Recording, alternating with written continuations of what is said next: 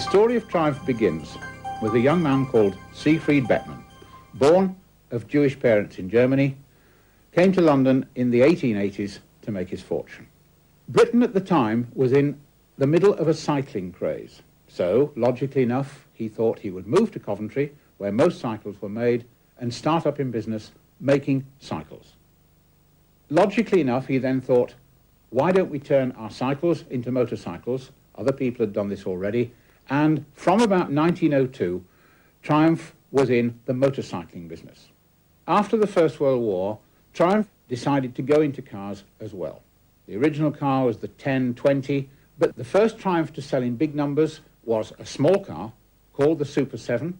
This sold in tens of thousands, and during the 1930s, Triumph started building much smarter, much more sporty cars, very much in competition with Riley and SS Jaguar of the period. Sweet, sweet memories you gave me.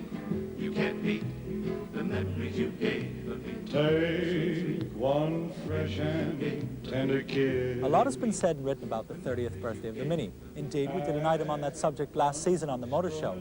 But another British car celebrates its 30th birthday this year, the Triumph Herald. When classic car enthusiasts gather, the one car they tend to sneer at is the lowly Herald. Indeed, some classic car magazines even promise their readers they won't write about the Herald.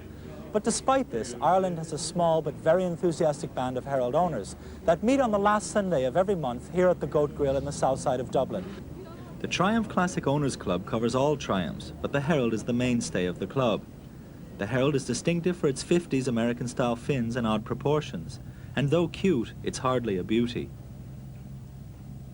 John, of all the old cars you could devote yourselves to, and Jaguars, Alfa Romeos, Lancias, even Minis, why did you pick the Herald? Well, basically we chose the Herald range simply because of its simple construction, which enables amateur enthusiasts and restorers to carry out most of the work themselves at home.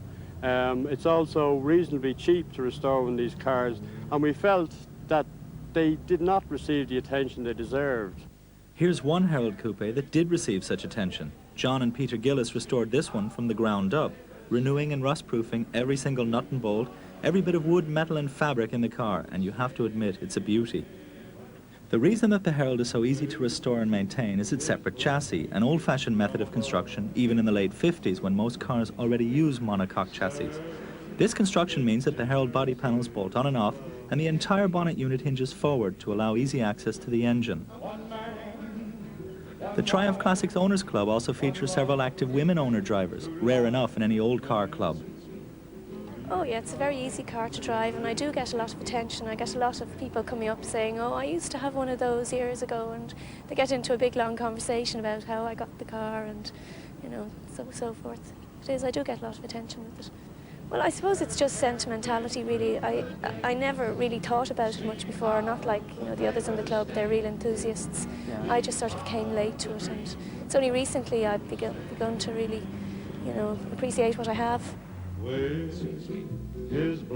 Whether or not you like the looks, the Herald certainly has a cheeky charm, especially in convertible form. It's distinctive, if not downright controversial. It's also practical, inexpensive, and easy to restore and maintain. One man, one wife. With the values of better-known classic cars escalating all the time, this is one group of car enthusiasts that may yet have the last laugh on people who slag off the Triumph Herald. Memories